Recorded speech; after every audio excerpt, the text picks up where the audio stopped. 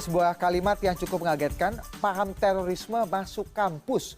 Itulah pesan yang disampaikan oleh Badan Nasional Penanggulangan Terorisme atau BNPT di depan para rektor di Surabaya, Jawa Timur. Para rektor diminta waspada karena sejumlah mahasiswa Indonesia pindah ke Suriah untuk bergabung dengan ISIS. Dari data BNPT, ada lebih dari 20% orang kampus yang terlibat atau terindikasi gerakan terorisme di Indonesia. Rinciannya, 16% adalah mahasiswa, sisanya berstatus drop out dari kampus. Angka itu menunjukkan doktrin teror menyentuh kaum terpelajar atau akademisi. Pada medio 2015 lalu, mahasiswa asal Kalimantan ditengarai bergabung dengan ISIS di Suriah. Begitu juga dengan mahasiswa kedokteran di Surabaya, asal Batam, yang juga bergabung dengan ISIS. Pemberitaan soal mahasiswa itu membuka mata bahwa panggilan jihad ala ISIS merambah kampus. Ya tadi kalau kita lihat dari datanya hasil survei, memang ya walaupun kecil persentase, tapi kalau dilihat dari jumlah penduduk kan sudah cukup besar.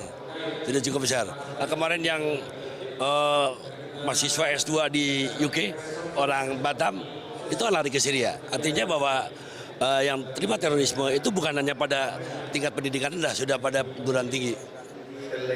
Masuknya paham teror ini disikapi para rektor dengan mendeklarasikan gerakan anti-radikalisme di kampus di Universitas Pembangunan Nasional atau UPN Surabaya.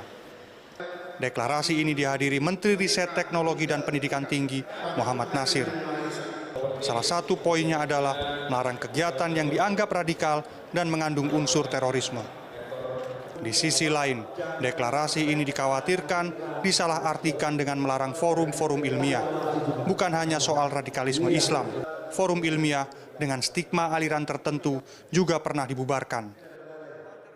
Misalnya, nonton bersama dan diskusi film Pulau Buruh Tanah Air Beta yang dibubarkan di kampus-kampus karena dianggap berafiliasi dengan aliran komunis. Sebenarnya kampus itu adalah menjadikan tempat atau pengembangan ilmu pengetahuan atau pengembangan akademik atmosfernya makin baik. Sehingga yang masalah radikalisme itu bagi kampus sebenarnya nggak ada masalah tentang pengembangan ilmunya. Lah, ajaran radikalisme itulah yang tidak diizinkan dalam hal ini. Di dalam kampus, kita boleh mempelajari tentang agama, boleh mempelajari ilmu pengetahuan, tapi bagaimana mereka mengajarkan menjadi sepihak yang selalu dalam hal ini mendiskreditasi.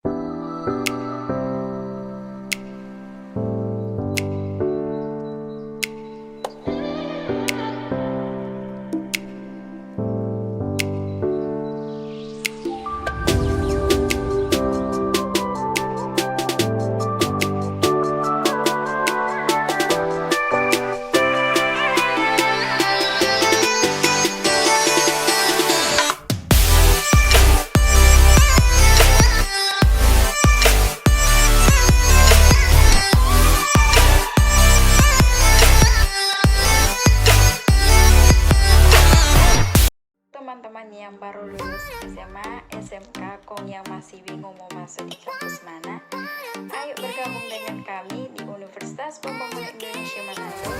Di Universitas Pembangunan Indonesia ini tersedia 6 fakultas, Fakultas Keperawatan, Fakultas Ilmu Sosial dan